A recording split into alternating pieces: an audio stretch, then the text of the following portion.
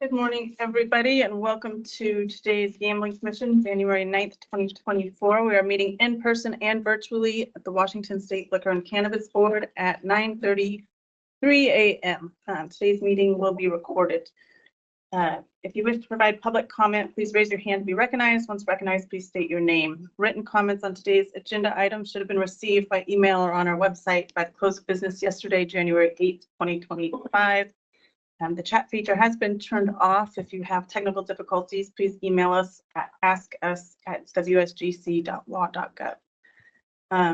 All right, so we have all of our commissioners here today. Chair Bud Sizemore. Vice Chair, sorry. Commissioner Sarah Lawson. Present. Commissioner Anders Ibsen. Here. And our new Commissioner, Michael Charles. Present. Welcome, Michael. We're happy to have you here. All right, ex officios, we have Senator Conway.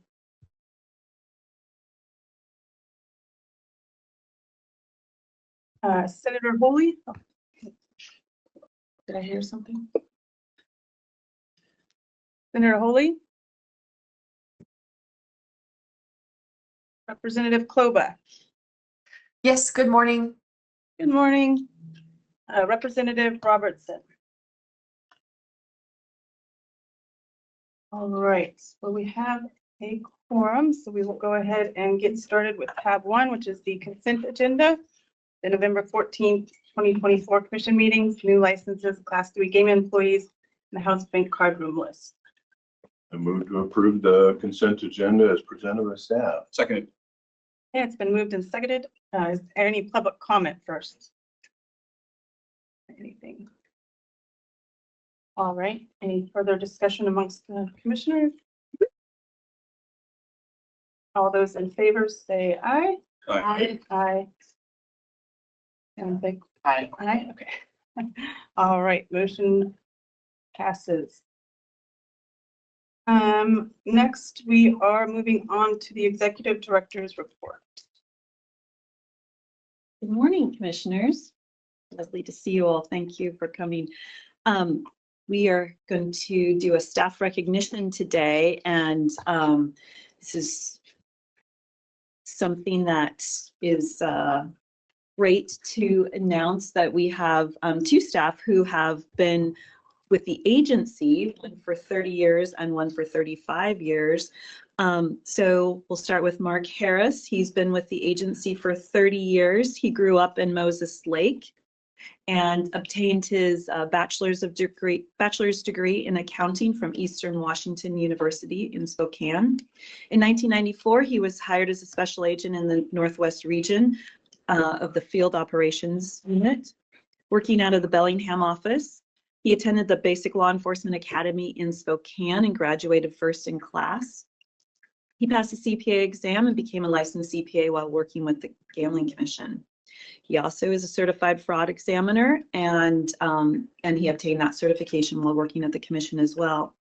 He was appointed as the Northwest Region's lead worker and then promoted to the supervisor in the Northwest Region's field office, working out of both the Linwood office and then the Everett field office. He also obtained his designation as a forensic CPA and chartered global managerial accountant, also while working with the Gambling Commission. He was promoted to Assistant Director of Field Operations, working out of headquarters in Lacey, and then became the agent in charge of Field Operations, which is now called the Regulation and Enforcement Unit, as part of the agency's reorganization. He transferred to a special agent position in the Regulation Unit, working out of Olympia when his daughter started school. She's also here. Of course, she's a little bit bigger now, a little bit older, and it's lovely to see you. And then he was the recipient of the agency's Rock Award.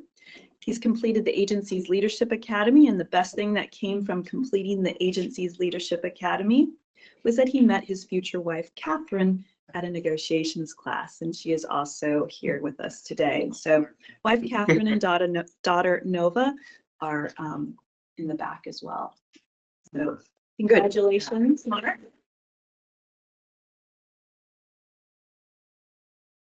And we have a certificate for you, and and then we'll take a few pictures. Oh, sorry. Oh, So congratulations. And appreciate everything you've done for the agency. Dedication, thank you very much. Congratulations. thank you. And then we have Julie Lease. She is celebrating 35 years with the Gambling Commission.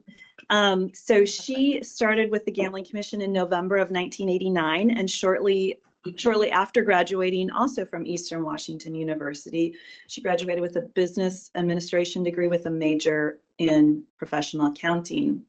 She began her work as an audit special agent working with state licensed gambling operators. And in 1991, her duties began to include routine on-site inspections or visits with operators. She worked out of the Seattle, Spokane, Wenatchee, and Bellingham field offices. Julie is one of the original 5 members of the Tribal Gaming Unit that was established in 1992. And then she worked with the tribal governments that operated Class 3 gaming facilities under the tribal state compacts. She was at the Tulalip Casino for opening day, which was the first casino to open under compact in the state. The Tribal Gaming Unit, she worked in the Tribal Gaming Unit, she worked with tribal gaming agencies to ensure compact compliance, as well as helped develop programs and checklists that were used by staff to document their observations. Julie became the Tribal Gaming Unit Supervisor in 1995, the Tribal Gaming Agent in Charge in 2001, and then the Assistant Director of the Tribal and Technical Gaming Division that included the Tribal Gaming Unit and the Electronic Gaming Lab in 2006. In these roles, Julie worked with tribes and staff to implement new co-regulatory programs to adapt to the ever-changing tribal gaming environment. As Assistant Director, Julie had tribal liaison responsibilities, and then in 2015, she became the agency's full-time tribal liaison, which she continues holding that position today. As tribal liaison, she helps develop and implement agency policies, promotes tribal agency communication and collaboration, and leads the team that assists me in tribal negotiations. And I do have to say, she is very good at her job, and I so rely on her very much. And I know the rest of the agency does as well. But while she's not at work, she has other things that she enjoys doing. Julie transports and fosters boxers, or for a boxer rescue. She fosters as well. And fostering has been a challenge since only 3 of her 7 foster dogs have moved on to their forever homes. We have all counseled Julie on this. Family said no more. And she also enjoys dancing, crafting, and has made Halloween and procession of the species parade costumes. Congratulations, Julie.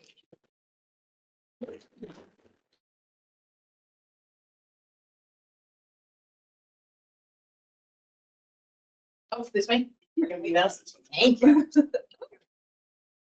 It's got a little diamond. Not a real one, because you know we're on state. Congratulations. Wouldn't be Thank you prudent, so would much. it? No, it would not be prudent. I know, everybody, we're going to take a 10-minute break so that we can take some pictures with all the commissioners. The commissioners, we have a little stand back there if you want to head that way, and we'll get some pictures, and then we'll resume shortly thereafter. Thank you. Okay. Good morning. We are back. Thank you for allowing us that time there. Congratulations to Mark and Julie. I think we are continuing on with the executive director's report and strategic plan update. Yes, thank you, commissioners. Chair. So one of the first things I'd like to do is announce a staffing change and a couple staffing changes. One, we have hired a new legal manager, Adam Marine, who is now the successful candidate after going through that recruitment process he is the legal manager now. And so we're thrilled to have Adam in that official capacity. And then we have hired a new deputy director. And so very thrilled to announce Geneva Cotton. And so I believe Geneva is joining us. If we could have her, there she is. And Geneva will start on February 3rd. And so just a little bit about Geneva. She is going to join us after a long, strong history of public service. She is currently finishing up with the King County Department of Adult and Juvenile Detention, and where she is the Juvenile Division Director, and she's held that role since July of 23. And prior to that, she worked at Department of Social and Health Services as the Director of Civil Residential Treatment Facilities, where she oversaw the work of transitioning mental health patients from Western State Hospital to smaller community-based facilities. Before transferring to DSHS, Geneva worked at the Department of Corrections for 23 years, where she held a variety of agency leadership roles, including Deputy Director of Prisons. And in that role, she had a statewide oversight of up to half of the state's 12 prisons, offender programs, family services, visitation, religious services, and gender responsitivity. She also served as a statewide corrections program administrator, gender responsive manager, and as superintendent at 2 of the major facilities. Geneva holds a Bachelor of Science degree in Social Services and a Master of Science degree in Psychology. She's also completed her credentials as a certified diversity executive. So Geneva does bring a vast amount of experience implementing programs and collaborating with stakeholders, both internal and external, including working with legislative work groups, the Governor's Office, Disability Rights of Washington, and labor relation partners. So in her spare time, she loves to travel, which she will be doing soon, between her time with King County and us. And so she'll come back all refreshed and ready to go and learn all about Polaris and everything that we do here at the Gambling Commission. She also enjoys being outside, working in her yard, and playing with her dogs. Don't get too friendly with Julie, or she'll have you start fostering hundreds of dogs as well. Or Crescenda. Or Crescenda, yes. She's an avid fan of Seattle sports, especially the Seahawks and the Seawolves, and enjoys going to concerts. And so, Genevieve, welcome. And yeah, she's going to start on February 3rd. I'm thrilled that she's able to join with us today. So thank you. And so she'll be at our February meeting. And thank you, Geneva, for joining us. Appreciate that and taking time out of your schedule today. Let's not forget, Deputy Director Drumheller continues to be in his role. And so we do have a very tight training plan for the next 4 or 5 months between the time that Gary Drumheller leaves and retires, and Geneva will take on that role as the sole deputy director. So just a few other things, just to highlight in the memo, we have now started a monthly agency newsletter. We began publishing in November. It's going out to over 9,850 tribal partners, licensees, and stakeholders that have asked to be receiving communications from us. We have, I think it's over a 40% engagement rate for that email. So still some work to do, but I think it's a good start. People can sign up if you're not receiving it right now. You can receive it by signing up through our agency website. And it does highlight the work that staff is doing and gives us the ability just to communicate important agency information. It's not long. We try to keep it short and brief and just the high points. Another thing that's in your packet is the governor implemented a spending freeze beginning of December of 24. And due to the projected budget deficit on agencies under his authority,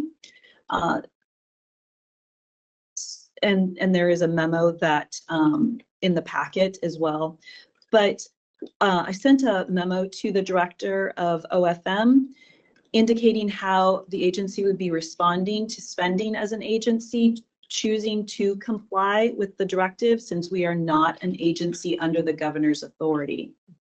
The memo gives us an opportunity to communicate to OFM, especially during the transition time, because the new administration and appointees will come in on January 15th.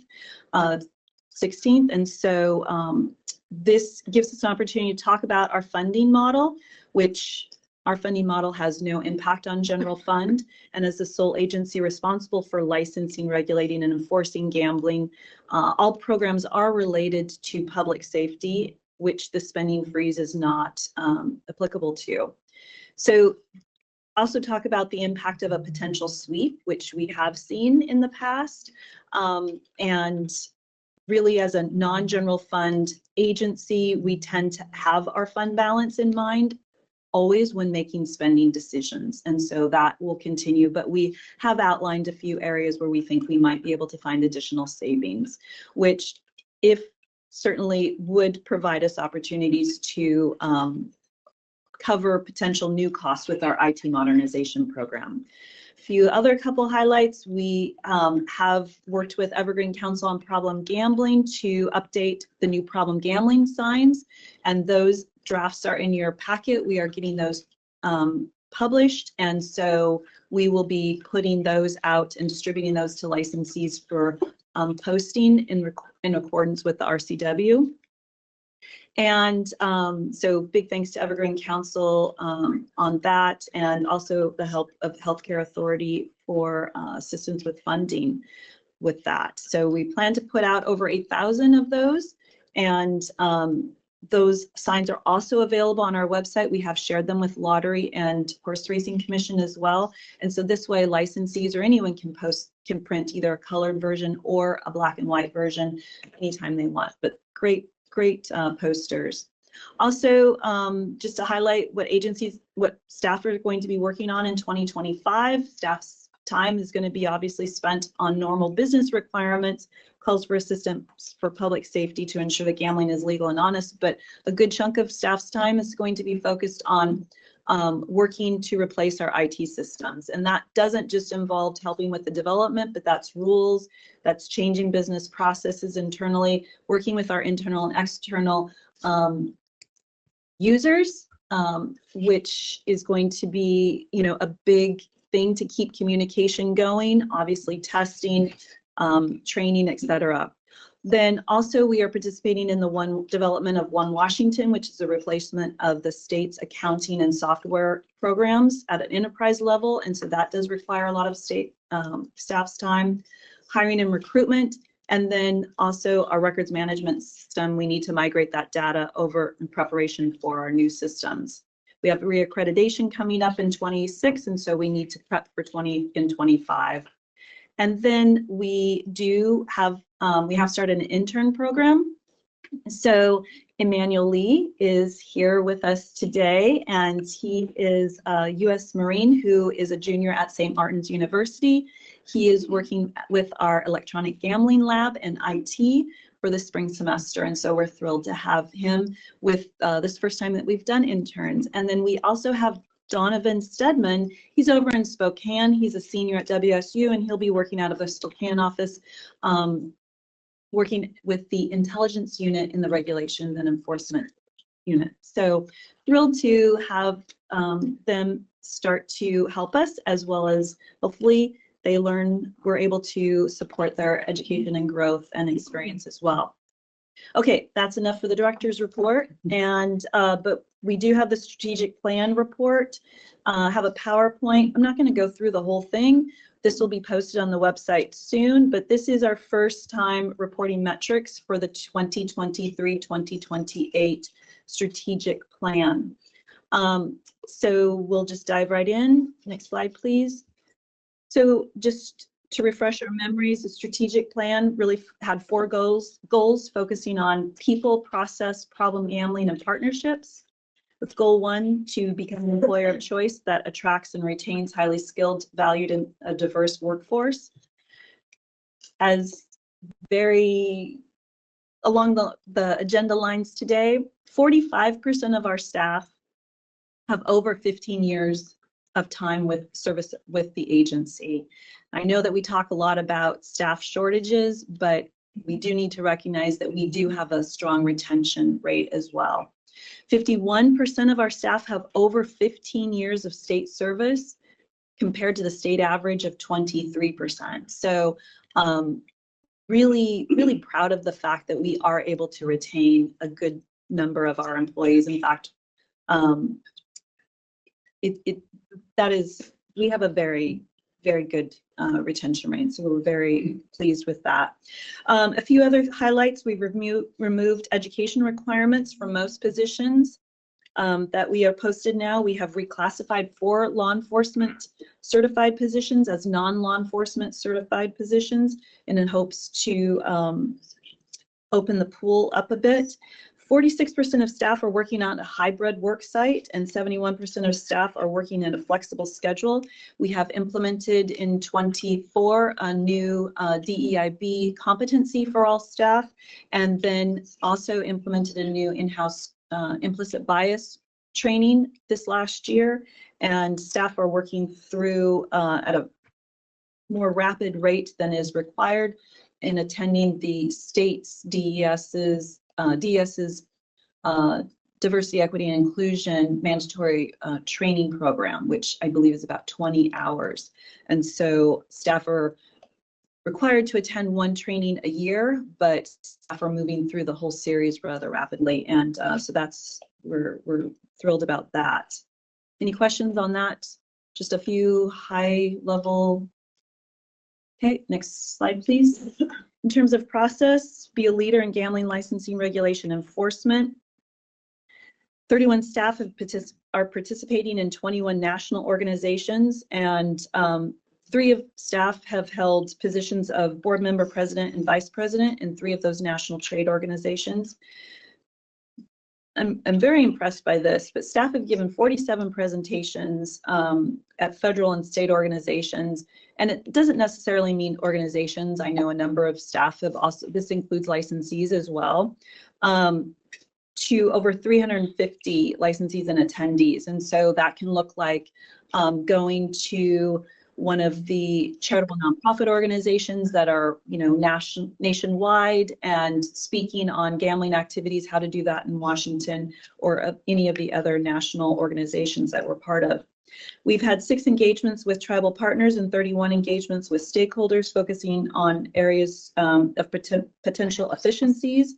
We've identified 96 business processes that could be replaced through automation with our Polaris system.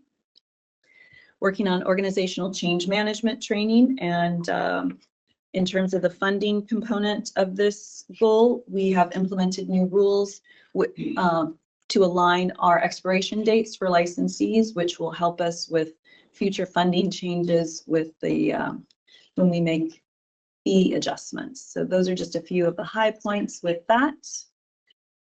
Go to next slide, please. Problem gambling.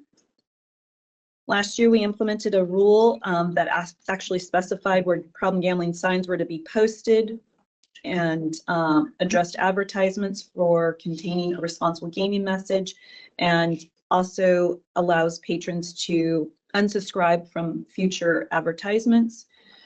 As I just mentioned, we've worked with Evergreen Council on signage, and we have more plans to work with Evergreen Council in the very near future. We've participated in all the disordered gambling advisory work group meetings, which included presenting the Nickel G's resolution as the commissioners requested. And we've made the problem gambling resource information for self-exclusion applicants available in 12 different languages. Next slide, please. In terms of partnerships, to strengthen partnerships with governmental agencies, licensees, and the public, we've had 92 meetings with tribal governments, federal, state, and local agencies. We've issued a number of publications and news releases. Our social engagements are continuing to increase, and such things as our newsletter is a new way of communicating and working with getting the information out. We've had 21 engagements with tribal partners and 31 engagements with stakeholders to identify areas of efficiencies. And lastly, in 23, when we updated our website, we made sure that we were complying with all accessibility standards and making our website more functional regardless of the device being used. So, yes. Can I ask what's the purpose of the social media stuff?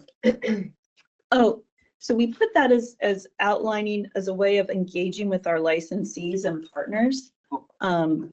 sorry, I didn't take time to drill down into the specifics of the strategies. Just interested, yeah. We're really wanting to try to make sure that we're telling our story and making sure that people know what we're doing, and it does we do get questions back, which are helpful too, for people to help understand what our role is if we do put something out there and they're not sure of, why we're sending these messages. Thank you. Any other questions? Okay, we'll look to have future updates on a more timely basis. This will all be much easier once we have Polaris and we don't have to manually track everything. Thank you, commissioners. Thank you. All right.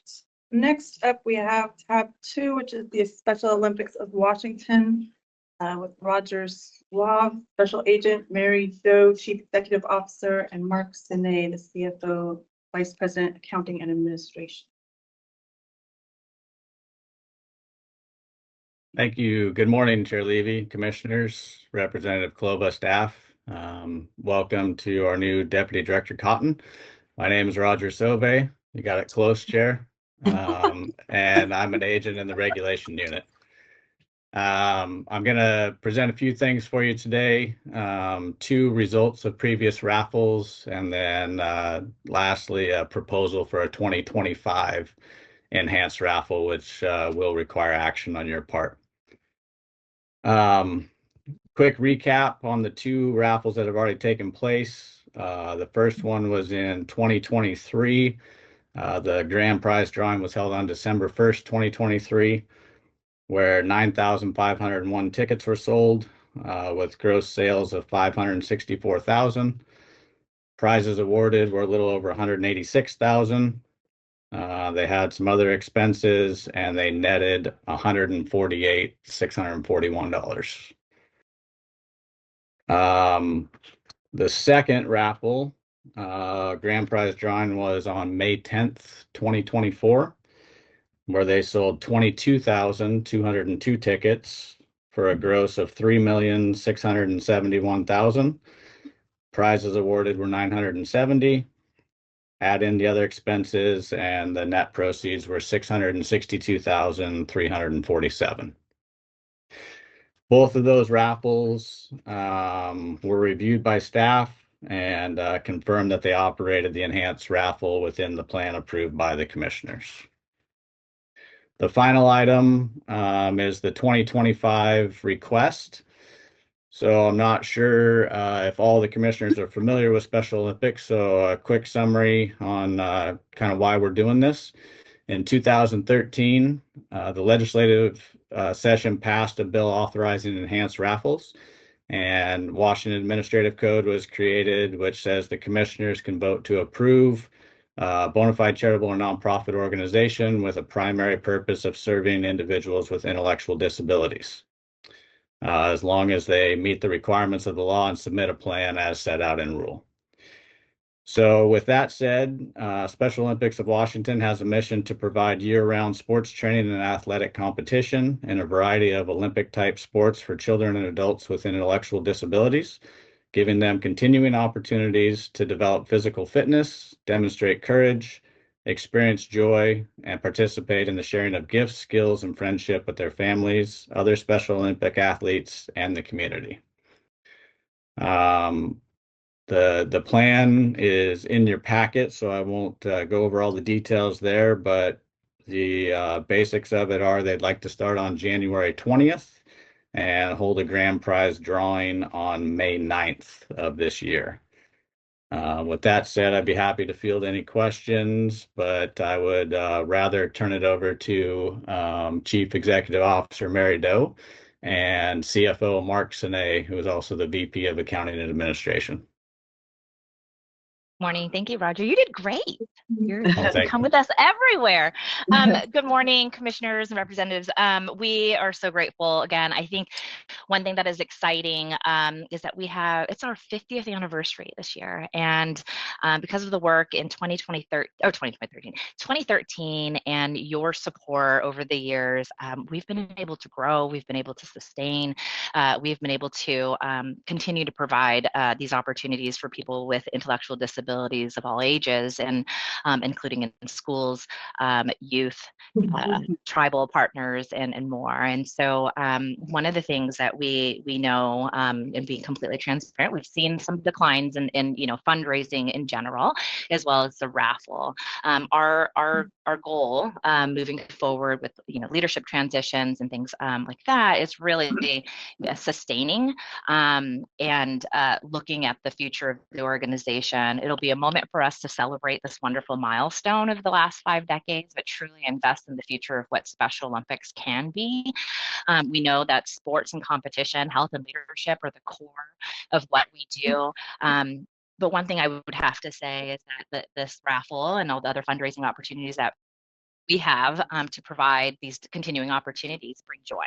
And that is something we definitely can't deny. And so we hope someday you will be able to join us at an upcoming event this year, particularly around the 50th anniversary celebrations, and taking this moment to celebrate you all for this ongoing support.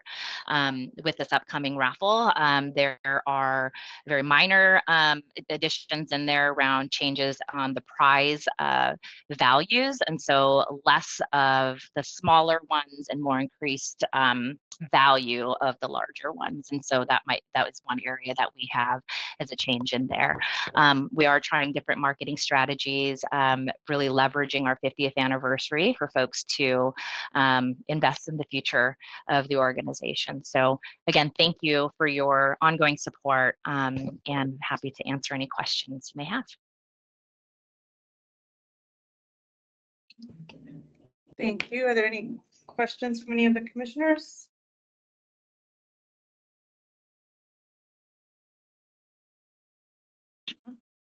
Any public comments? All right, do we have a motion? I move to approve the 2025 Dream House Enhanced Raffle request to be conducted in Western Washington by the Special Olympics Commission. I'll second. All right, it's been moved and seconded. Any further discussion? All those in favor, say aye. Aye. Aye. Aye. All right, motion passes. Congratulations. Thank you. And Thank you. appreciate you guys coming back year after year and telling us about your organization. It's always something we look forward to. Thank you. Thank you. Thank you. Happy New Year. Bye. Yeah. All right, now we're going to take a quick 10-minute break and then head into our rules. We will be back. All right, welcome back, everybody. We will now move into our rulemaking proceedings. Tab 3, we have a rule up for final action for minimum cash on hand with Adam Amarine, our legal manager. Good morning.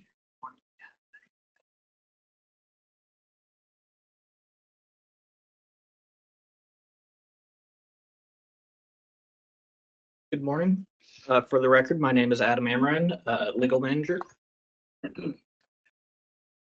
Tab 3 is our minimum cash on hand rule. This initial rulemaking started in March of last year after commissioners asked staff to work with stakeholders to determine if rulemaking could address stakeholder concerns regarding the minimum cash on hand requirements for house bank card rooms. So commissioners and staff throughout the course of last year worked on the rule language, discussed and modified the rule language throughout the year before finally filing the rule language and the CR 102 after the November 2024 commission meeting. These rules do 4 main things. They require card game licensees to exchange chips for cash unless the player requests payment by check. It changes the formula for determining the minimum amount of cash required to be in the cage, safe, and or vault for house bank card rooms. It allows specific prizes to be paid by check, and it requires house bank card room licensees to have sufficient funds to pay fixed-based prizes that are offered. So rulemaking in this packet takes the form of modifying one rule and creating 2 new additional rules. There has been no additional public comment or no changes to the rules since the November commission meeting.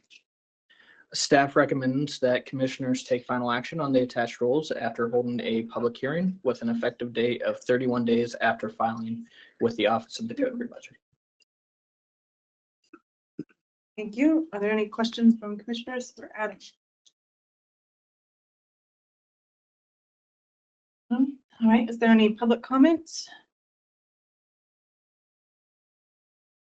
Who's checking the online? There have been no online comments or submissions prior to the meeting. Thank you. All right, then do we have a motion? I move to take final action on the proposed minimum cash on hand rules with an effective date of 31 days after filing with the Office of the Code Revisor. All right. I'll second.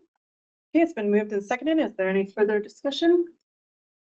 I guess I'll just add, I want to thank staff for working in some options for patrons to be able to take some of their payments in check versus walking out with a lot of cash that makes them very uncomfortable. So really appreciate the work by stakeholders and staff to work that into this rule. All right, thank you. It's been moved and seconded. All those in favor say aye. Aye. All right, motion passes. Thank you. Next up is tab 4, centralized surveillance. Adam. Yes, thank you. This rule comes from petitioner Vicky Christopherson on the behalf of Maverick Gaming. Initial rulemaking started in February 2024 to explore authorizing centralized surveillance systems. Staff was asked to develop rules for what a regulatory framework would look like if authorized. So the rules before you today are those rules that staff developed, which includes both new rules and amended rules. Staff started in two places when developing these rules. First, we looked at the actual language of the petition, which asked the Gambling Commission to develop a regulatory framework to allow centralized surveillance for card rooms under common ownership. Second, we looked at the existing rules we already have in place for in-house surveillance and expanded them from there. For example, existing rules require licensees to maintain their own surveillance department and do not allow those obligations to be passed on to a third party. So these rules would not change that. They'd simply allow the location of the centralized or of the surveillance room to be at an offsite location. We believe the existing rules were a good basis to start from because they have been tried and tested in the state. They seem to work and they're generally well understood in the industry. So in the rules packet, you'll see several different categories of new rules, including definitions, required procedures, staffing requirements, technical security and testing requirements, licensing requirements, and camera coverage requirements. These rules also cover situations that may be infrequent, such as the process a card room would take in the event of a disruption. With regards to policy considerations, staff wanted to point out that no other jurisdiction in the country has rules specifically allowing centralized surveillance, although Colorado and Nevada do allow it through special permissions. Regarding public feedback and comments, we've held several public feedback sessions in which interested parties, licensees, and any member of the public were invited to comments. Generally, we heard from representatives from Maverick Gaming, the petitioner, who supported these rules. We also held consultation sessions with our travel partners in September and December, and they expressed several concerns, including surveillance employee monitoring too many tables at once, staffing requirements, and that tribal licensees had been denied similar abilities in the past, and they were concerned that this was going forward for card room licensees when they had been denied similar abilities. At this time, the actions available to commissioners include filing the attached language for further discussion, seeking alternative language, or continuing discussion in future meetings, or denying the petition in writing. And we do also have Special Agent Bill McGregor with us, serving as a subject matter expert in this matter, as well as Rodney Gobert from our gaming lab for questions about the technical aspects. Great, thank you. Any questions from commissioners? A motion in order? What was that? Is a motion in order, Chair? Not yet. We have to do public comment first. I apologize. So I guess I have a question, and maybe for Bill. Bill, are you there? I am. Good morning. So I had a question. There was just some language, just based on my background, kind of stuck out at me in, let me look at it again, sorry. In the section with amended language, so the sections that are being amended, in my PDF, it's page like 109. In WAC 230-15-320,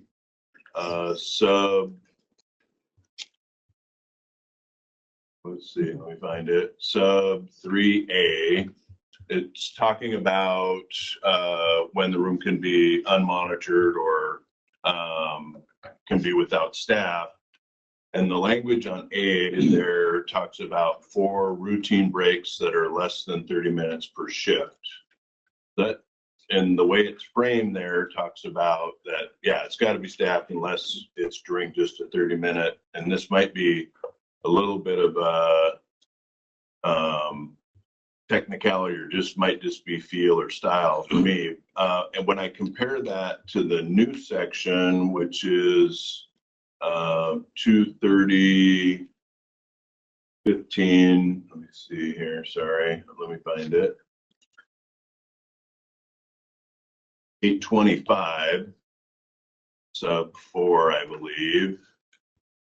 It talks about, I think it's trying to get to the same thing, but it says that breaks for surveillance department employees are limited to 30 minutes or less per shift, which I think maybe it's trying to do the same thing, but in the new rule or the new section, it seems like we're basically creating labor standards rather than talking about having a specified amount of time that it can be unstaffed. Are we wed to this new language? I mean, am I missing something, or do these do the exact same thing, or are we in fact maybe getting into labor specifics with the language that we choose here? Okay, so there's no intentional difference between the two. I see what you mean. One says less than 30 minutes and one says 30 minutes or less. It says the employee can't have more than a 30-minute break. In the existing language, it says it can be a break for, it can be unstaffed for 30 minutes during a break, but it's not saying the employee can only have 30 seconds of break. So they could overlap, give somebody a break, bring somebody else in, whatever. Whether that's practical or not, don't know. But for me, it just, with my background, that language bothers me. Yeah, we can certainly look at that language. We're certainly not trying to create labor law. If the room was staffed with an extra person, that it's not even an issue. The concern being is you're required to have, under the standards, you're required to have 3 people in the room, and one of them's on break for an hour. You're not meeting that staffing requirement. But if you had 3 people in the room and there was a 4th and you put them on break, it would not be an issue for us. The concern is from experience, setting limits of how long somebody can be out of a room. Right now, the way the 320 is written is because they typically only have 1 person in the room at all times anyway. Here they will have multiple more, but it's still a matter of meeting the minimum requirement for how many people they have to have in a room. Yeah, like I said, it might just be the way I read it, but I just don't want to make sure, or to make sure we're not changing labor standards for those workers. And then I guess more, or another question I have is, and I brought this up, I think, in the past in some of these discussions. I understand the way these are written are around common ownership. And so, I just want to raise this issue, and I'm not sure whether there is a solution or whether we should seek a solution or not. But I worry about, can an operator or owner of a single entity somehow get in on this centralized surveillance? If it's good, then is there an avenue for someone other than someone with multiple locations to be able to participate in a scheme like this? I think that brings up a lot of potential heartache and potential problems, and certainly would slow probably this process down if it's included in this discussion. But for me, it's important that we as an agency really maintain neutrality. Let's not make rules that create a change in competitiveness within the market. So I want to, make sure that we're, trying to be true to that and make sure that we avoid any unintended consequences. So can you talk about common ownership versus a scheme that would allow a one entity to join with another sole entity to do something like this? So, as part of the process, we discussed this in our work group, common ownership, and decided to stay with the petition request for common ownership.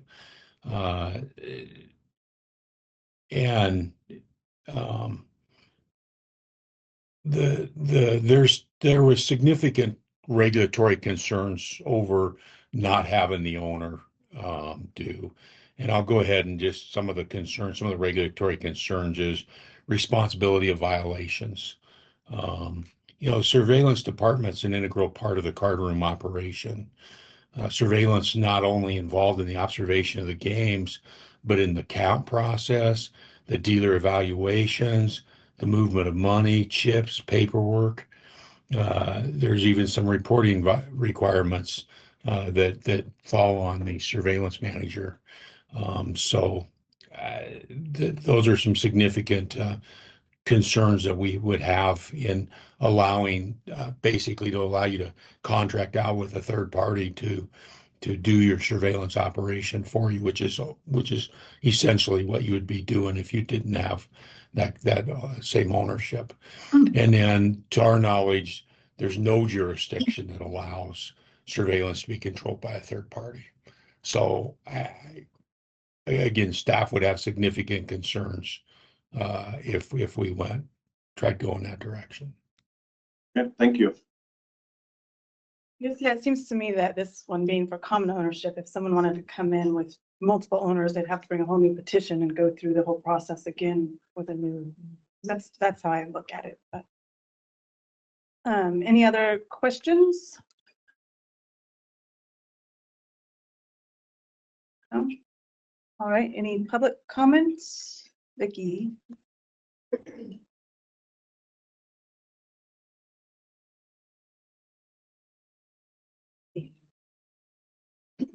Good morning, commissioners. I'm Vicki Christopherson here today on behalf of Maverick Gaming. First, want to thank the staff for all the time that is spent over a year in discussions on this issue, and understand it's a change in the way that we regulate our surveillance systems. But I just want to revisit real quick why we brought this petition in the first place.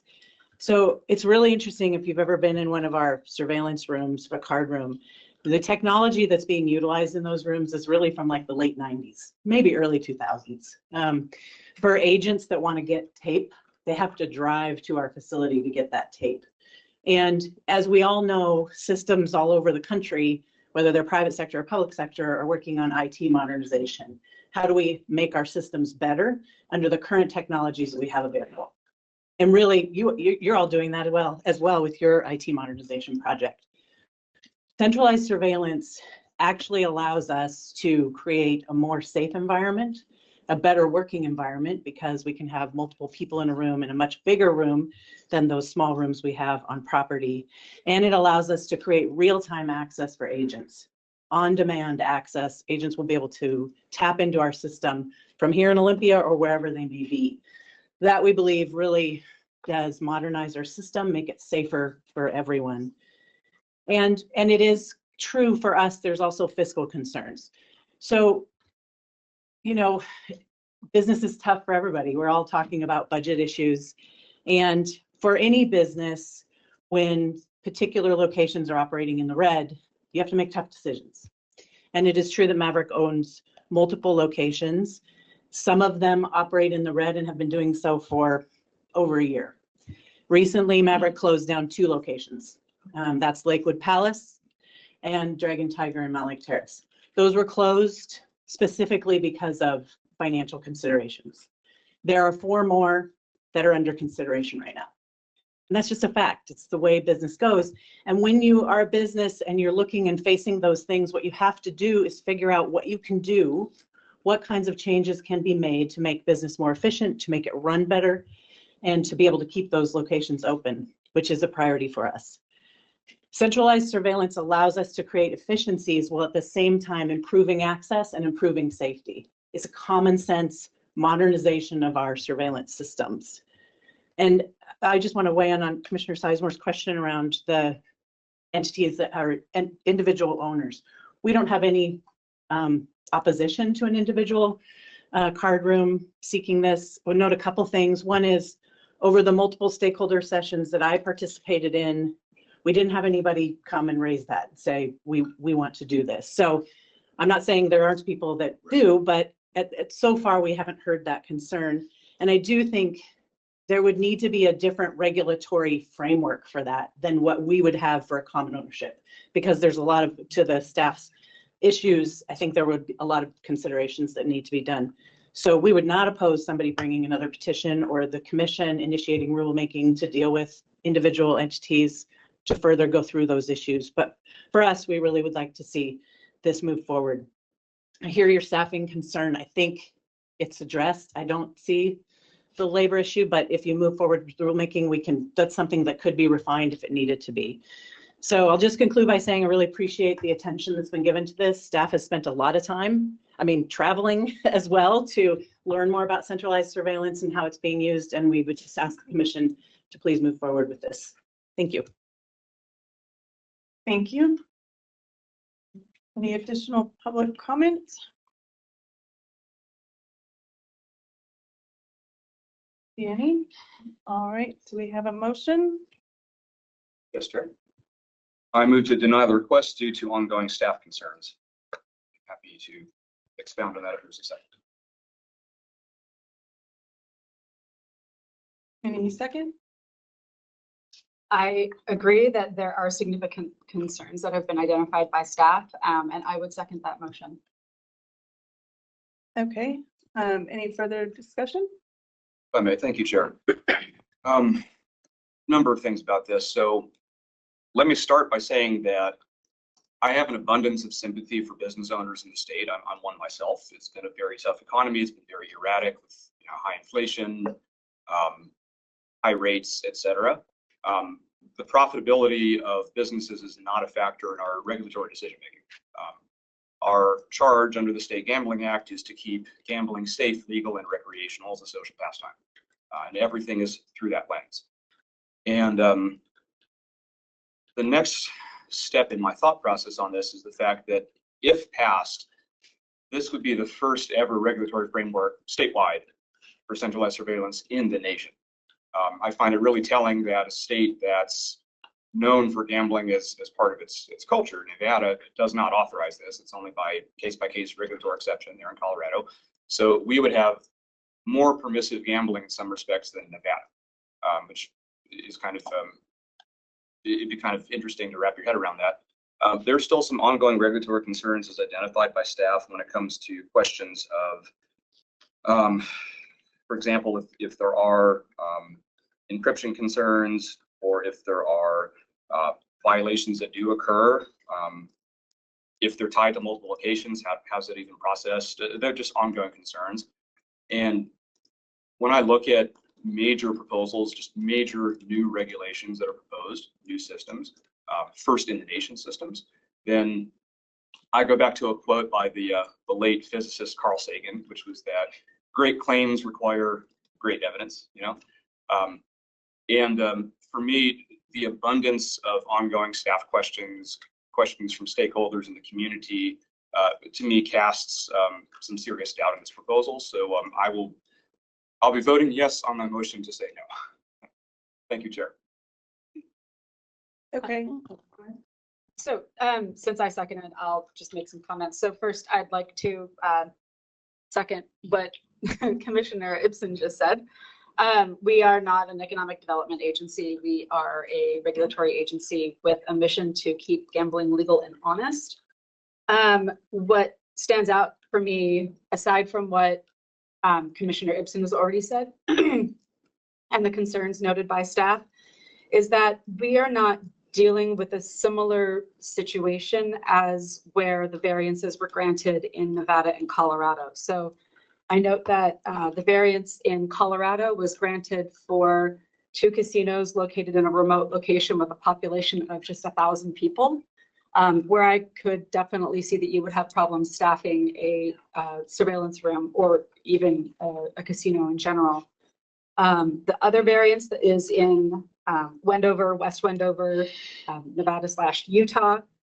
Again, that's a population of something like 5,000 people. I've been to Wendover. There's not a lot to see there. And so I would understand why the state would grant variance there. In the greater Puget Sound area, we have a population of 4 million people. So really, I don't see the same rural, remote staffing concern that you would have in a place like Wendover or in the 2 locations in Colorado.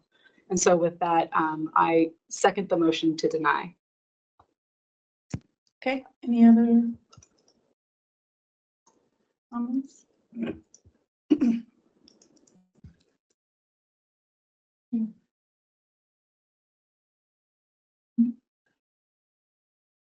We did take public comment. Yeah. Did you want to do it again after the motion before you take a final vote? Yeah, we can take public comment again before we vote, but one thing, though I understand what you both are saying, but one thing that I wanted to say was that with respect to the staff concerns, I do feel like most of those have been achieved, other than the one in bold at the bottom with it being in Colorado and Nevada. Over the last 18 months, their meetings, which I understand that Colorado and Nevada is still a concern, and you both have worded that, but I just wanted to kind of clarify. I think there was some confusion there. But anyhow, public comment? Yep. Vicki? If I may, as Vicky's coming up, just some clarity around our rules summaries and how we address those. So there's continuity, to ensure continuity with the record. When we start the rule summary, when we receive a petition, you know, we take that same rules summary information and we just build upon it. So I'm not saying, so when you see the staff concerns that are in there and originally, if things are not in bold, that means that that was from the original or previous meeting. And then like the statement that was added, noting that Colorado and Nevada, sorry, I don't have it right in front of me, but that was just a new statement that was added. So if we weren't able to, I will defer back to Bill McGregor to see if all of those staff concerns originally noted when the petition came before you, if we have been able to address those as staff has developed these rules that are before you. So we can do that after Vicki. My apologies, Vicki. Does that make sense? Yeah, I think let's hear from Bill first. I think it would help clarify some things first, and then we can have Vicki. Thank you.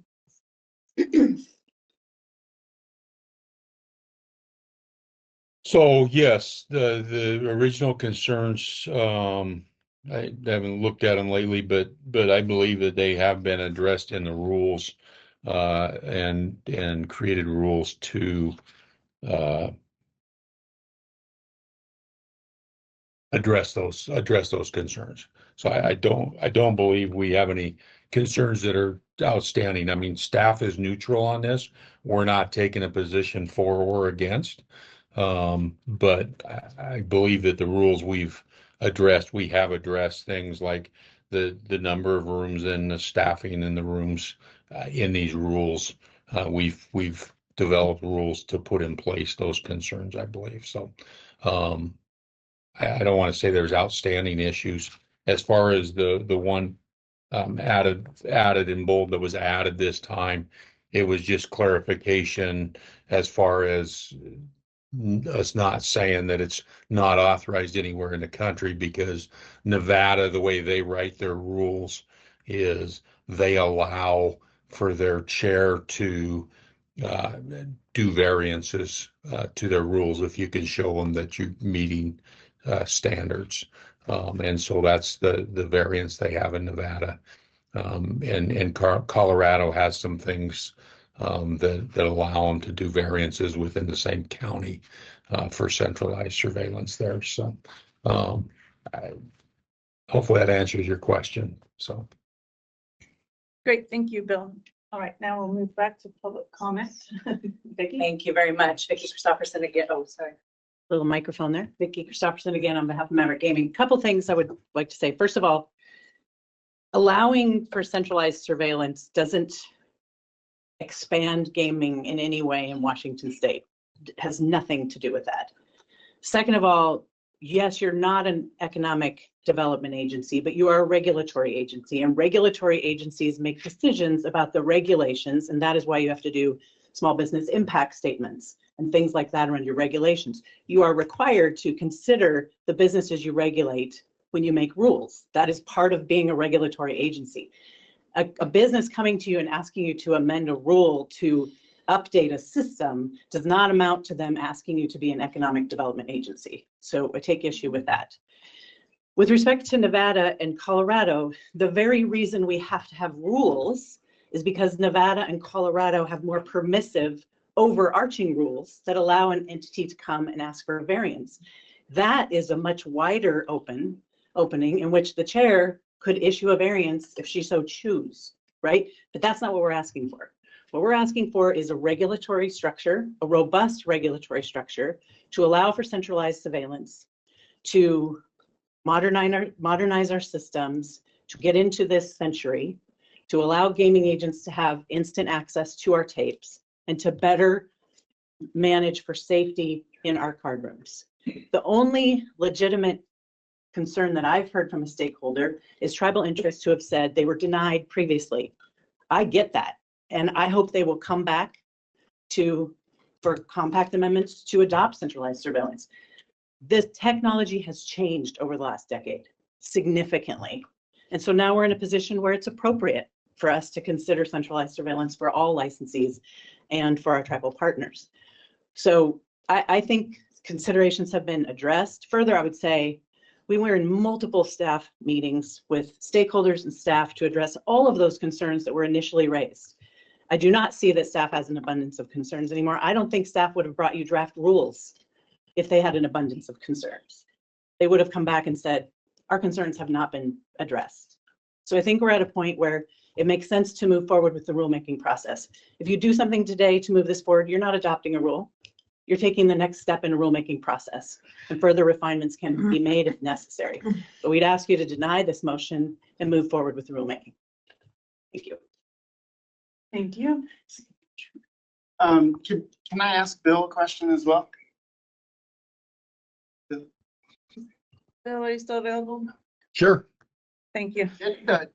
So just like looking at the consultation with tribal partners on December 10th or 19th, do you believe all those tribal partner concerns have been addressed?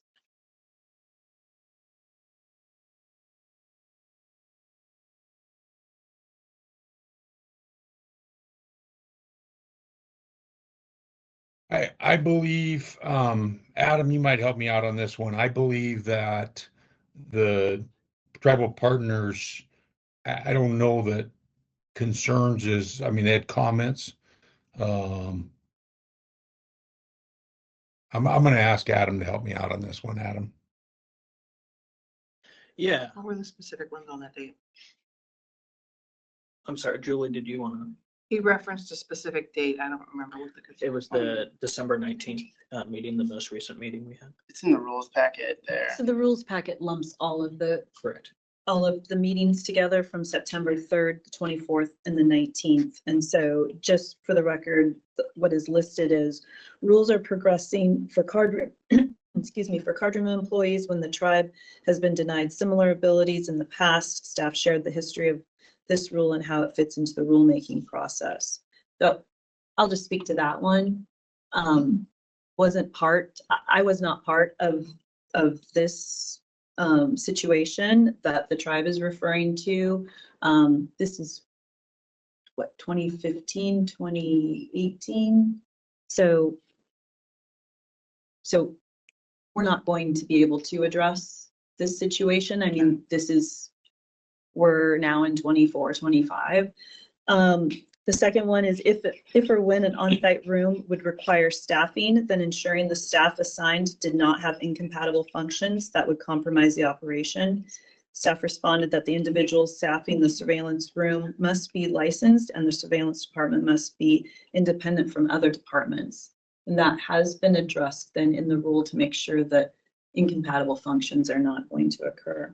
And a surveillance employee monitoring too many tables at once may not be able to monitor all areas, including key functions and locations such as the cage effectively. And I'll jump in there and say that these rules require one employee for every 15 tables. So that's how we're addressing that concern. And what's the current requirement, Bill?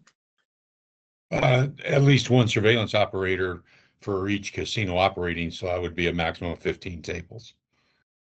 So we believe it carries this similar. The second part of that requirement in the rule is if they have a count going on, they have to have a surveillance employee for every count that's taken place currently. So we have addressed that. Okay. So right now you can have a count and 15 tables going on, but the requirement is just one person in the room, Yes. where this would be 15 operating tables with one person and then another person monitoring just the count.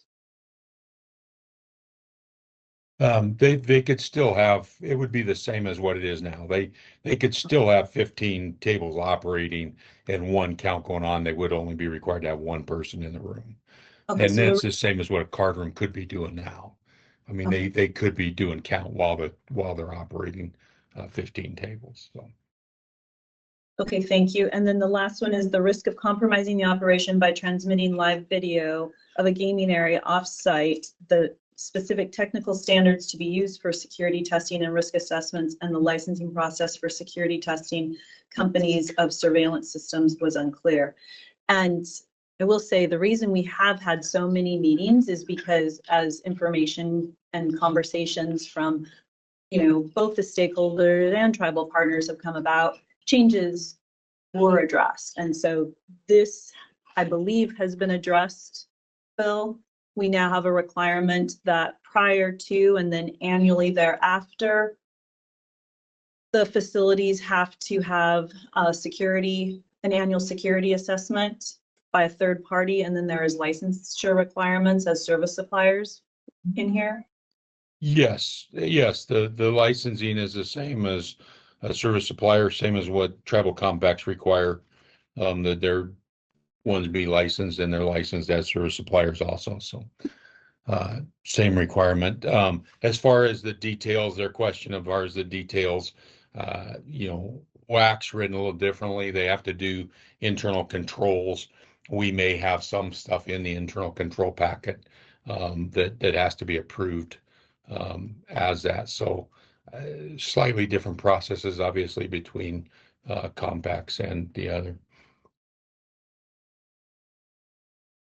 And then I'll just add one other thing. So with the list that was outlined in the policy considerations, we didn't have any rules that were submitted. And so that was, I get that there's been a number of months.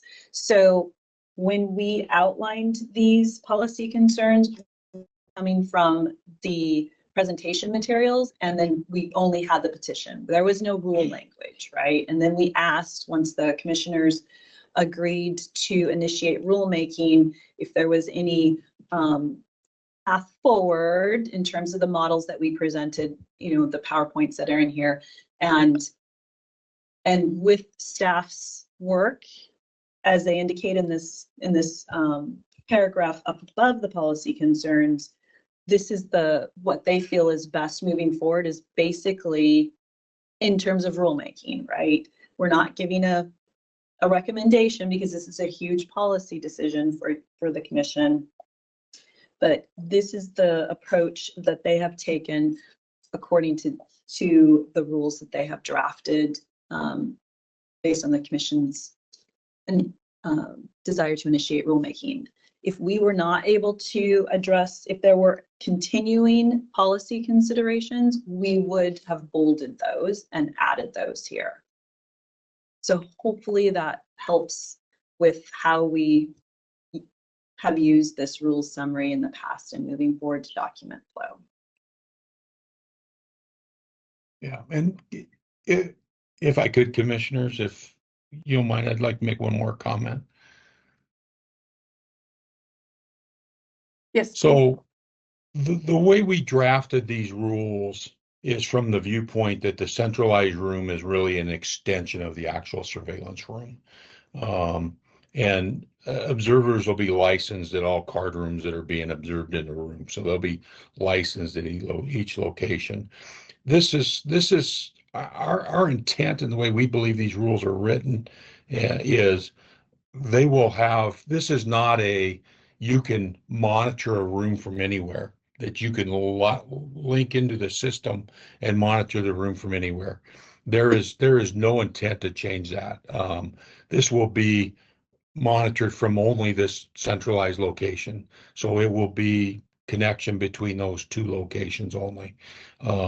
I know that Maverick Gaming has said that agents would have access to the system in lifetime. That is not the way these rules are drafted. We will not have that. We have not included that in the rules, because this will not be that they can log in from any location and take a look at their centralized surveillance. That is not the intent, and that is not what we believe these rules would say the way they're drafted. So I just want to correct that and make sure that that's a clear thing, that is not going to happen, and that is not our intent. So. Thank you. All right, so now we have a motion on the. Well, is there further Oh. public comment? Oh, I didn't know whether there is or not. Oh, I thought we were done with public comment. Okay, further public comment. I'm just asking if there is. Any other public comments? Doesn't look like it. Okay, I have a couple questions. Okay. So whoever should answer, please answer. So if this rule package was forwarded, this would be the 101 level, 101 step. 102.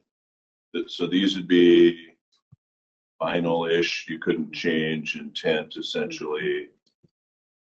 Correct. If we were going to change intent in any type of significant way, we would need to refile another 102. Okay, so this is a 102. Okay.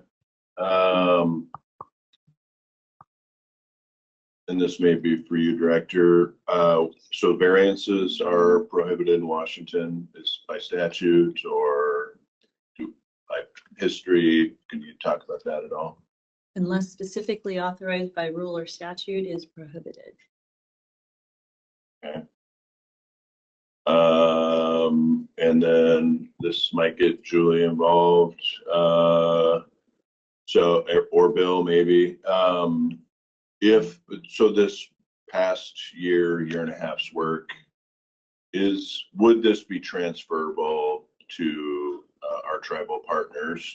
I mean, have we learned a bunch of stuff that if in the future, and yeah, it's unfortunate that, you know, whenever it was requested before, it was however perceived that, you know, it didn't go to fruition. Maybe it wasn't technologically viable at the time. And like I said, you know, so I don't know how that all went down, but, and it's, you know, it's unfortunate, you know, if there were large investments that, you know, were made, instead of something like this, but now bring it forward to 2025, if in fact, tribal partners wanted to incorporate something like this, that process be, I assume, compact negotiation. Sorry, I'm good this way. It would start with a request from a tribe to us, and then we would work out the appropriate process depending on what the request was. So it could be require an amendment. It could be that we modify their appendix. So there's a couple different options.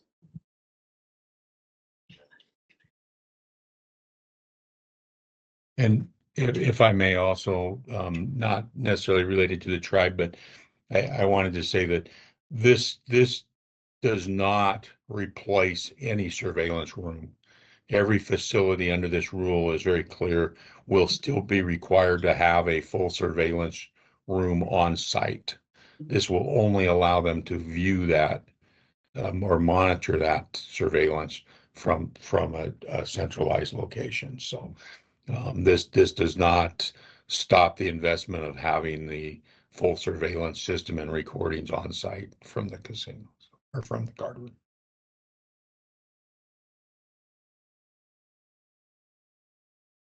Thank you. Are there any other questions or comments from commissioners?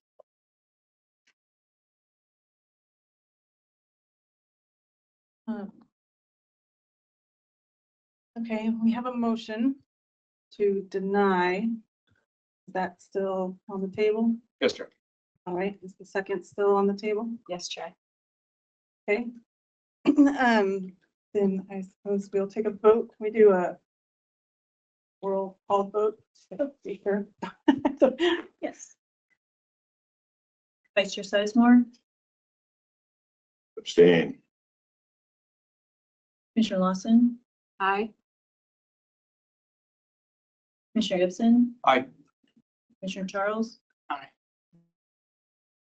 Chair Levy. Nay. I'll change my vote to nay.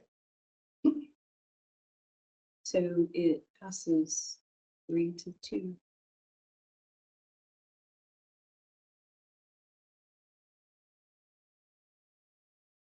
All right, we'll move to tab 5, advertisements for sports wagering.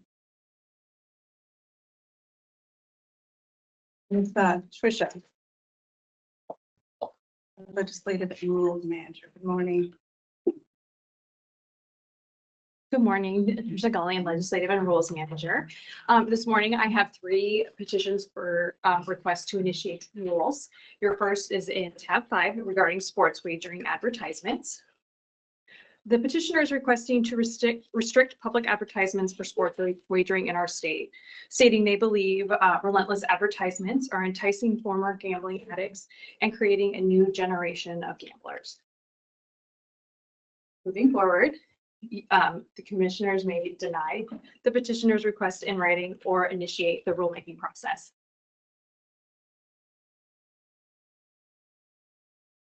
And please let me know if you have any questions. Are there any questions for Tricia? I mean, it feels like this isn't outside of our jurisdiction a little bit in that, like, are we gonna be regulating national news that's advertising in Washington State? Like, Yes, currently our tribal partners are the only ones that are authorized to allow sports wagering. I guess I mean for the advertising, like how do we regulate advertising? I guess is that something that the board even has purview over, or the commission has purview?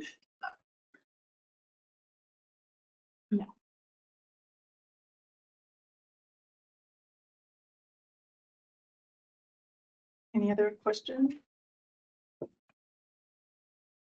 Do we have any public comments?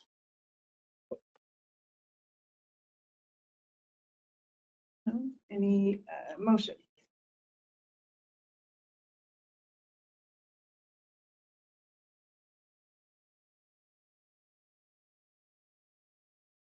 So I make a motion to deny the request based on the fact that the request of the petitioner is outside of the jurisdiction of the commission.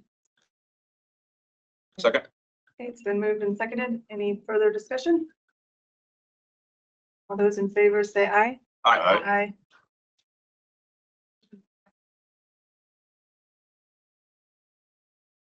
Madam Chair, Yes. if you have a moment, I would like just an opportunity for some comment after you've completed your vote. After we've completed, what was that? The vote. Okay, you want to comment on the advertisement? Yes, it's a little bit of an editorial comment, but if you'd indulge me, I'd appreciate that. Sure. Go ahead. Okay. When I read this, I do really appreciate and sympathize with the requester of the rule change and fully understand his rationale, and would just echo that in places that have adopted widespread mobile sports betting, the impact on that is quite dramatic in terms of the uptake of that gambling and the rates of addiction. So I really, really understand and empathize and share the concerns. The advertising apparently has quite a big impact. And so I just wanted to offer a bit of hope, although it's not something that the Gambling Commission is going to do because they don't feel that it is in their jurisdiction. At the national level, there has been a bill introduced, and I cannot remember what the acronym stands for, but it's called the SAFE Act.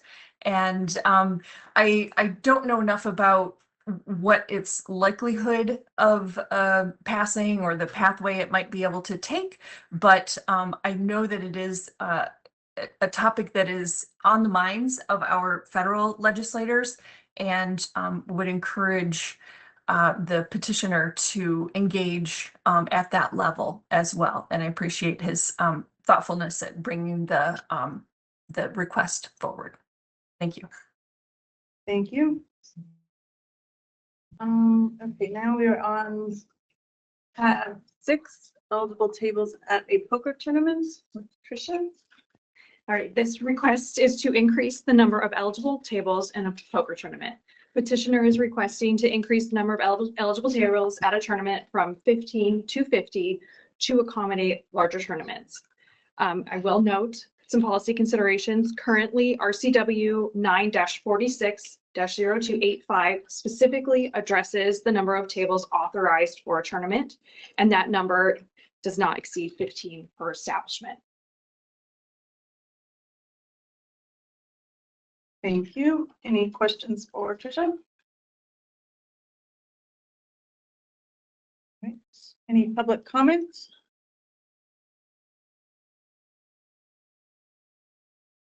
Anything? Do we have a motion? I'll go ahead and move to deny the request based on this being under legislative purview, and not a matter for the commission to consider. Do we have a second? A second. Okay, it's been moved and seconded. Any further discussion? Right, all those in favor say aye. Aye. Aye. All right, moving to tab 7, increasing the betting cap from $300 to $400 in poker. Yes, this petition is requesting an increase for the poker single wager limit in Class F and house bank card rooms. The petitioner is requesting the increase in the poker single wager limit to move from $300 to $400 to align with betting limits for house banked card rooms. For your reference, the last time the commission increased wager limits was in 2023. Thank you. Any questions for Tricia?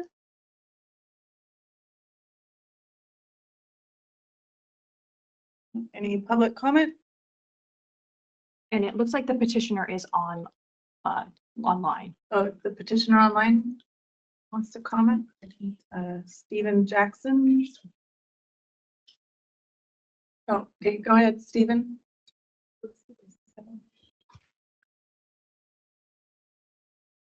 Good morning, Commissioners. My name is Stephen Jackson. I'm the petitioner in this matter. First off, I want to thank you for your service on this. I know I've been on commissions myself, and I understand that being a volunteer is often a pretty difficult and thankless job. So thank you for your service to the community. The request before you is to raise the betting cap limit in poker from $300 to $400 to align with the betting cap raise that occurred in 2023 on house bank games. The request would bring parity from the house bank games to the non-house bank games, specifically poker. And it also, while the betting limit was raised in the past, it hasn't, for poker, it hasn't been raised, I believe, since 2013. So I do think that this incremental increase will service the community of poker players. I'll also just note that I think the legislative intent behind the strong regulation and the strong regulation of gambling was certainly tested with the raise of house bank games back in 2023 with that incremental raise from $300 to $400. I think that there was significant concern amongst the commissioners that there would be some legal challenges to that, and also not, and that the raise would not reflect the legislative intent. From what I'm seeing, I don't see any legal challenges, and I think the $100 raise from $300 to $400 in house bank games has been largely successful over the last year and a half, 2 years. And so I think that it would align with the legislative intent to raise poker, the betting limits in poker from $300 to $400. I'm happy to answer any questions. And again, I thank you for your time and attention to this. Thank you, Stephen. We appreciate you being here. Does anybody have any questions?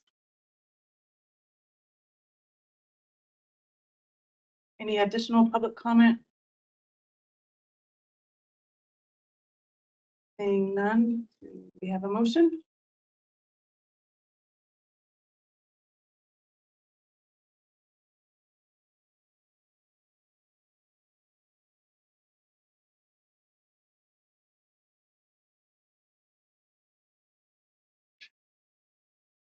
Anybody? I have a question, I guess, for Tricia. So we did just raise this last year. So in 2023, you raised the house bank card room single wager limit from $300 to $400. This is a different request. Right. This is a request to increase the single wager limit for non-house banked games, but it would apply to from $300 to $400 it would apply to non-house bank card games played in Class F card rooms and house bank card rooms. Okay. So poker, Yeah. for example. Yeah. And when was the last time we addressed these particular wager limits? 2018, I recall. Is that? Yes, 2018. Thank you. And we went, and that was in 2018 is when we increased the wager limits of house bank card rooms. So that rule change was for house bank card rooms wager increase as well as the non-house banked game wager increase. They were simultaneous. It went to $300. Again, for class F and house bank card rooms.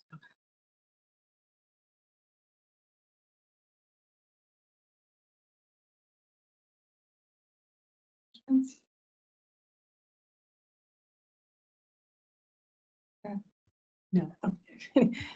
Anybody else have any questions or do we have a motion?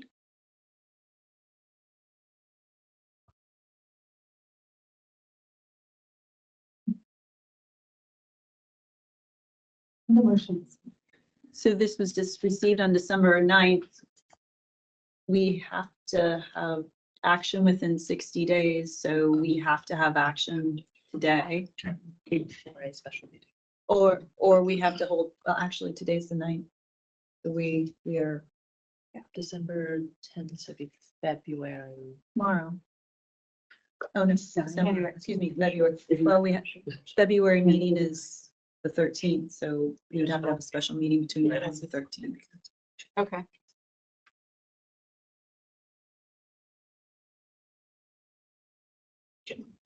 Let's make a comment, I guess. Maybe it'll help a motion come forth. Thanks. So, as I look at our kind of, legislative declaration, I look at, keeping the criminal element out of gambling and to promote the social welfare of the people by limiting the nature and scope of gambling activities and by strict regulation control. I know that the petitioner brought that forward, and in his perspective and absence of a lawsuit based on our previous action, give him cause that if we did this, it would also have the similar fate. So as you read further into the legislative declaration, and it begins to discuss professional gambling and the desire to steer clear of professional gambling in the state of Washington. Seems very clear to me that the legislature, who hasn't updated this or changed this statute since 1996, still feels that we need to have strict controls and limit the nature and scope.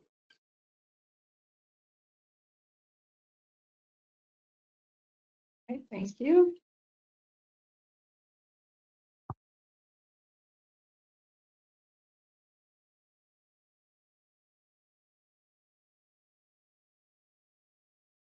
Do we have a motion?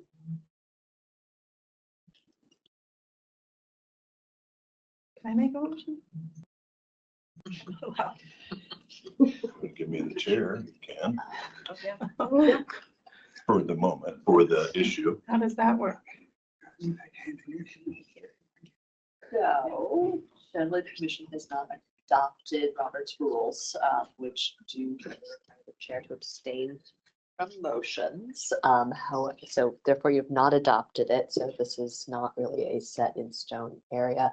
Typically, the chair has not done so, but there is no clear issue with doing it. Right, but we don't have the rules adopted, so So we don't have any. Not asked No. for it. it's not prohibited, Doesn't- so.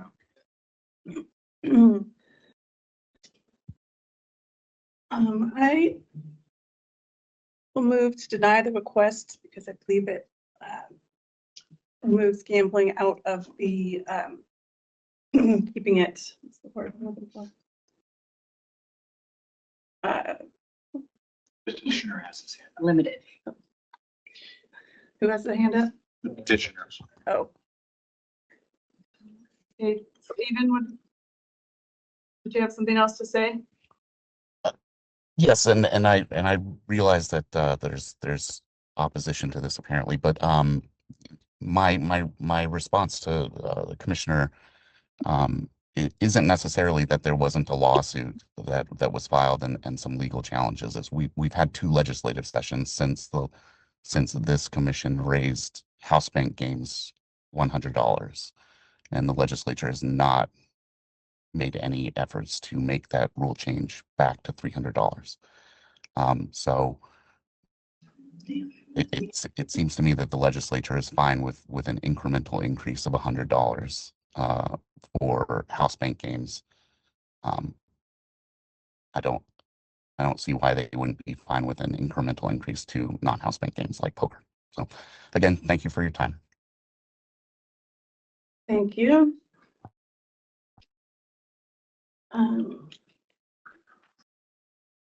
Okay, so I moved to deny the petition because the statute says that the public policy of gambling is to promote the social welfare of the people by limiting the nature and scope of gambling activities, and I don't feel that raising it would be within that scope at this time.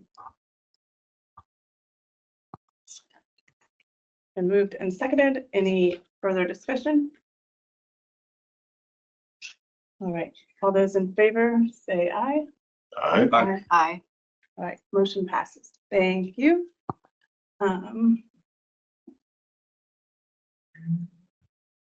Now we will take a 5-minute break and just get lunch real quick and finish the meeting as sort of working.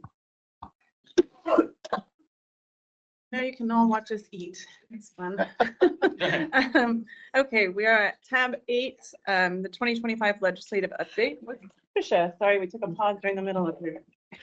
Oh, no worries. Tricia Gullion, Legislative and Rules Manager. Yes, the 2025 legislative session will begin this coming Monday, and it's going to be a long 105-day session. There will be many new faces, as there has been quite a bit of turnover in both the House and the Senate, and we will have a new governor for the first time in 12 years. Additionally, the legislature is facing a significant budget deficit over the next 4 years that will need to be addressed before they adjourn in April. One thing that is different this year is that the House Committee handling gambling issues will now be the House State Government and Tribal Relations Committee. In the Senate, it will remain the Senate Business, Financial Services and Trade Committee. One thing to note, the House State Government and Tribal Relations Committee will be holding a work session on Friday, January 17th, which will provide us an opportunity to share a brief overview of our agency. Additionally, the Senate Business, Financial Services and Trade Committee will hold a similar work session on January 22nd, which will also provide an overview of the agency, as well as an opportunity for new commissioners to come before the committee to hold a confirmation hearing before you are confirmed by the full Senate body. We are excited. We have some agency request legislation that now is House Bill 1222. This will exempt proprietary and security information from our tribal partners and licensees. We are excited that it has been sponsored by Representative Chris Stearns in the House, and the companion bill, Senate Bill 5196, has been sponsored by Senator Conway. This legislation will strengthen the regulatory work that we do to ensure we keep gambling legal and honest and the criminal element out of gambling. In the House, this bill will go through the State Government and Tribal Relations Committee, which is very convenient. And in the Senate, it will go through the State Government and Elections Committee. Finally, we do have one action item for you. A bill has been inserted into your packet regarding animal cruelty. This is House Bill 1149. It's a follow-up. It's follow-up legislation that passed last year, which the Commission supported, that will increase animal cruelty penalties. And just for your reference, our agency will remain neutral on legislation unless the Commission decides to take a position.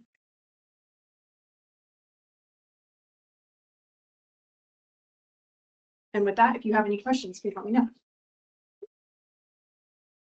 Okay, just so everybody knows, we can kind of vote to take a position. So we'd be writing a letter or just saying that we're supporting this, or we can not do anything and just let it go where it goes, or we can vote to specifically not take any action on it.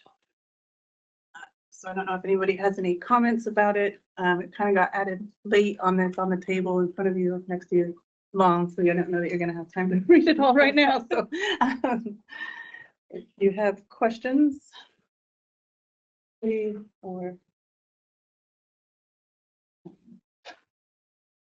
is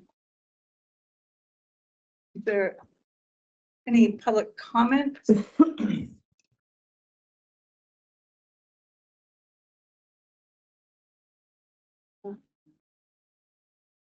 Seeing any?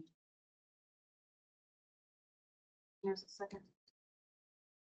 Let's think over. Yeah, it does. If you're reading through, you'll notice that it does add animal fighting to the statute where it refers to animal cruelty.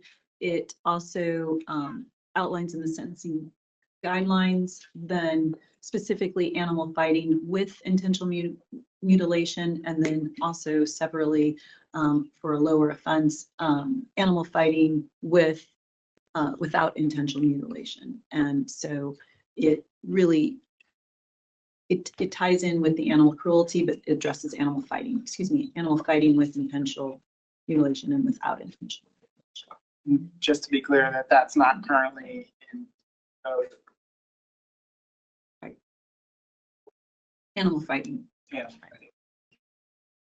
Yeah, page 13 on the bill.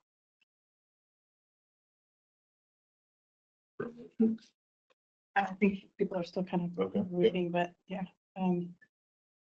I would just say that I would support supporting this bill. I mean, we have to, but I think it's a good thing to support animal fighting. All right, are we ready for a motion or? Go ahead. So I move to, for the commission to support House Bill 1149 and any Senate companion that comes down the pipe as it furthers past work that the commission has supported and should have a detrimental effect on those that would be willing to perpetuate animal fighting. Been moved. I was just gonna say, I'm moving second, and it feels like this is good public policy. Especially with all the work that's been put in by the commission on this in the past. Currently, yeah, I'm just excited to second this. Okay, it's been moved and seconded. Any further discussion? I will third this. It's good. All right, all those in favor say aye. Aye. All right. That's all you need from us to carry on? Okay. Yeah, thank you. Thank you. Next, we have tab 9, which is a default with Adam. Welcome back, Adam. Thank you.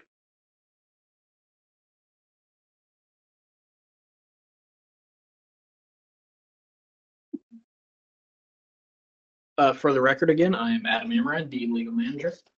On October 24th, 2024, a search warrant was authorized at the request of a WSGC special agent.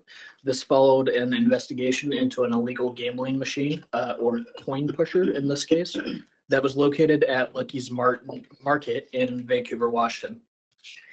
This investigation began after receiving an anonymous complaint regarding the existence of a silver fall coin pusher located inside Lucky's Market in Vancouver.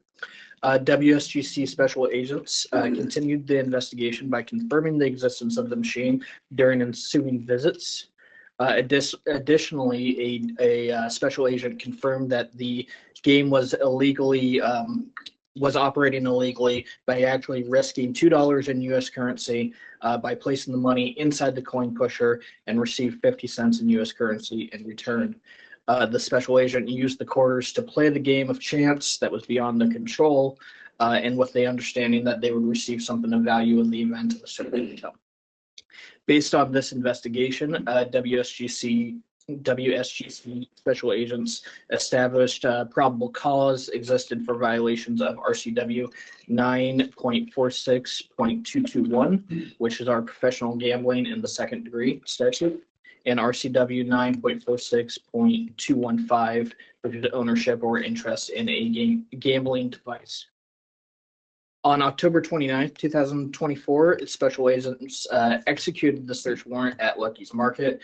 Upon arrival, the agents contacted the cashier or employee and informed them that they were there to seize the illegal gambling machine located inside the business. A copy of the search warrant was provided to the store owners, who arrived shortly thereafter. Both of the store owners stated that they did not know that the machine was illegal. Special agents then seized the machine and the currency within, which amounted to $3,273.64. Both of the store owners were provided notices of seizure and intended forfeiture. These notices stated that the coin pusher and the currency within were seized pursuant to the law. The notices informed them of their rights to a hearing regarding the forfeiture. However, neither the store owners or anyone else put in a claim within the 45 days.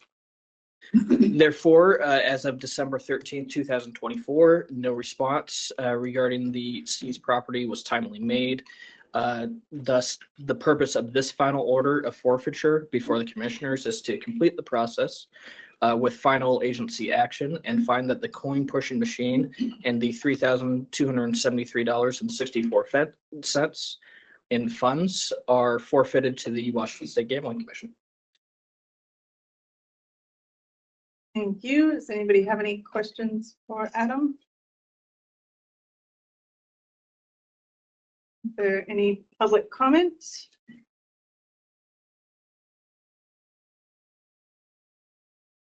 No. All right. Do we have a motion? I move to approve the final order of forfeiture to complete the seizure process with final agency action in case 2024-01808, resulting in the forfeiture of the seized property to go to the Washington State Gambling Commission. I'll second. Okay, we moved and seconded. Any further discussion? All those in favor say aye. Aye. All right, motion passes. Thank you, Adam. Now, is there any public comments on anything we've done today? Not seeing any. Madam Chair, may I have a moment? Yes, please do, sir. Thank you. So a little bittersweet, but this will be my last commission meeting as a commissioner. I may, just stop by because I'm so compelled by these meetings in the future. But I have accepted the job at Department of Natural Resources doing external affairs, and do not want to risk any conflict of interest either for the Department of Natural Resources or the Gambling Commission going forward. So I'll work with the director to do whatever is necessary to resign my role on the commission. I want to express my deep appreciation of the opportunity to do this job for nearly 11 years and the outstanding people that I've had to work with, from stakeholders, people interested in, problem gambling, and, business, nonprofit. It has been wonderful working with all the stakeholders over the years, and the tribal partners as well. I have immense respect for all the folks that are in this industry. It is remarkable the type of folks that we have in the gaming industry in the state. Additionally, the staff that we witnessed today, some hairy situations, some difficult topics that aren't a sure thing. They're not, I mean, things end up being a coin flip sometimes. And I know that my perspective, my view of things on more than one occasion have probably put the staff in much more difficult situations than they otherwise would have been in. And then to the commissioners that I've had the opportunity to work with, it has been absolutely, the greatest dialogue, debate, education for me. And you have a great cast of commissioners at this point. And as I started thinking about this, some of our former commissioners since I've been here have become county sheriffs, federal judges, legislators on more than one occasion. So I think me going and just being a state worker makes a lot of sense. So, but yeah, I just want to thank everyone. I would really like to have been able to finish out my term, but it just wasn't in the cards.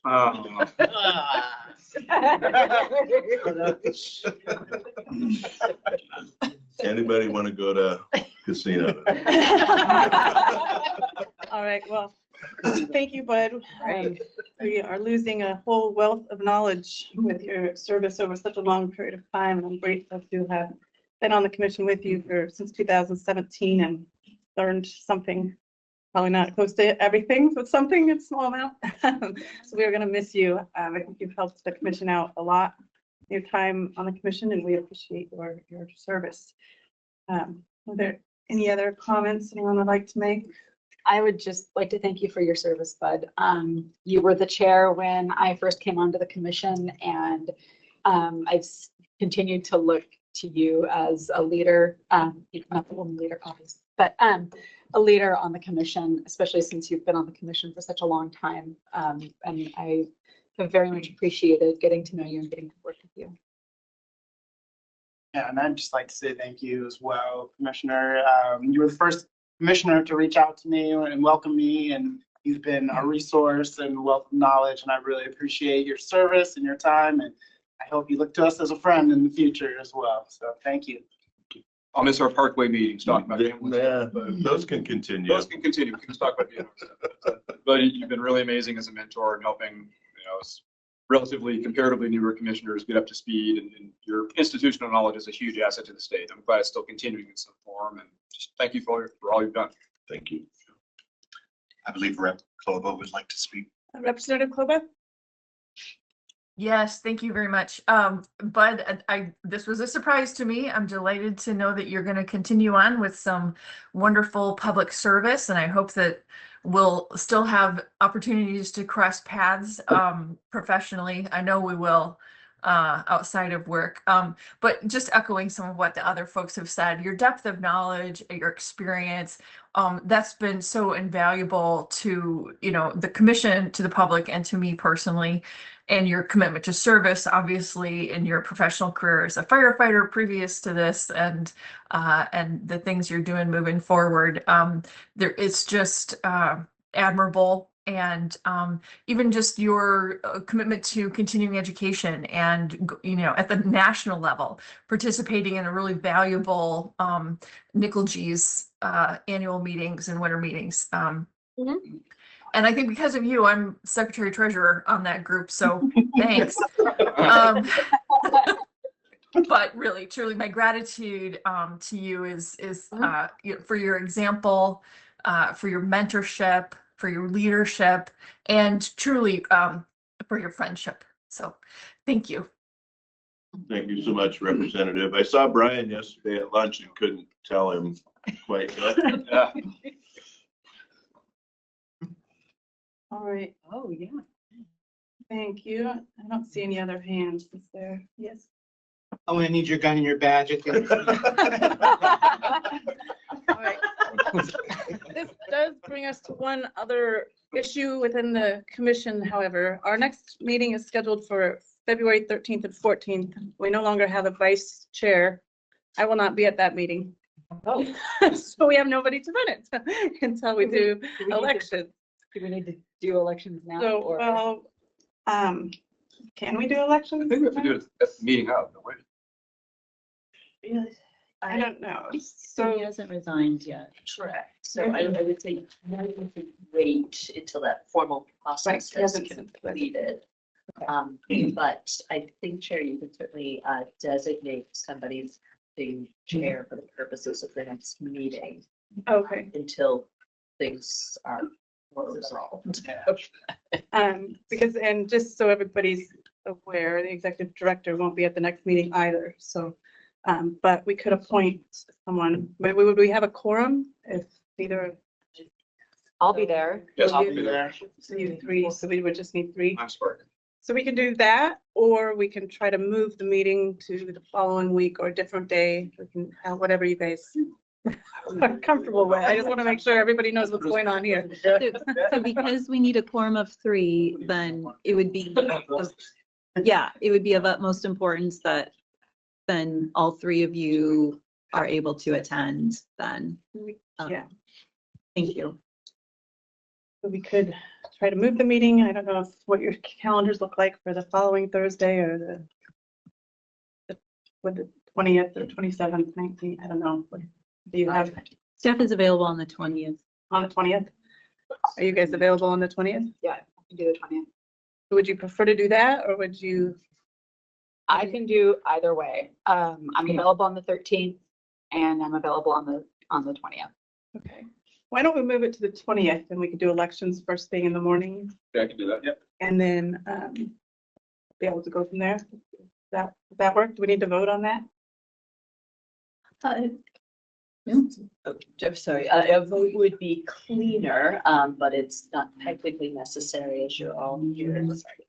So this would be a special meeting, considering the timing of the Stellar Fest. So you'd be voting to continue your regular meeting instead of a special meeting on the 20th. Okay, so do we have a motion? Move that we hold a special meeting on January 20th. February 20th, 2025. I'll second. It's been moved and seconded. All those in favor say aye. Aye. Okay. So Suzanne wanted me to, AG Becker wanted me to just add to the record that we'll check to see if this facility is available, but it will be posted since this will be a special meeting because we will have to cancel the other meeting. We don't have time. So it will be listed as a special meeting. But we'll keep you informed.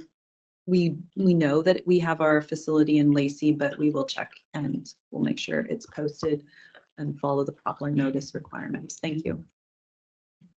All right. So we don't have executive session today.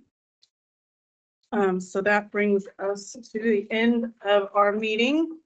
The next Gambling Commission meeting will be held on February 20th, 2025 at a special meeting at a location to be determined. That takes care of our agenda. We are adjourned at 12 p.m. Thank you, everybody.